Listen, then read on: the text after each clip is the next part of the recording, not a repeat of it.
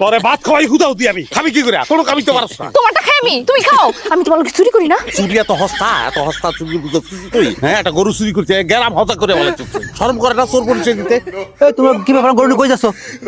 বেটা এটা তোর গরু কোনো প্রমাণ আছে হয় বেটা তুই বলদ নি বেটা তোর কোনো সাক্ষী আছে আমার তো সাক্ষী আছে হ্যাঁ এটা তো হের করু তাহলে তাকে সাক্ষী শাসন লাগে। ওই চুরি করছে আপনি মিথ্যা কথা কয় আমার না এ চুরি করছে এ চোর আমি এখন চেয়ারম্যানের কাছে যাব, এর কঠিন বিচারের ব্যবস্থা করতেছি। এই ওরা তোমার গরু চুরি করছে? অবশ্যই আমার গরু চুরি করছে, আমি হাতে হাতে ধরছি। তুই ওখানে গরু দেখাবি আমাকে বাড়িতে গরু দেখাবি গরু কি পুষ্কুনিতে ডুবাই রাখছি তোর সুবামু কিন্তু যদি গরু দেখাইতে না পারো না গরু আমি নিয়ে বাড়ি বাইরে রাখছি। দেখেন সাহেব কি পরিমাণ গাঁদা সে খায় হ্যাঁ গরু বাড়িতে বাইন্দা রেখেছা হ্যাঁ কইতেছে আমি বলে গরু চুরি করছি তোমরা ধরা পড়ে গেছো দেখে গরু বাড়িতে আনতে পারো নাই।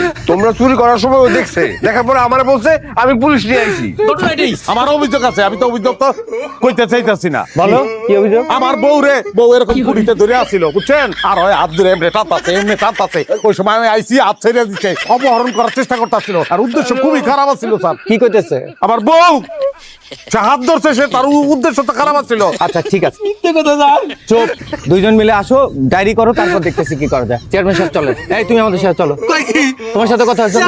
স্যার আমরা পরে আসতেছি স্যার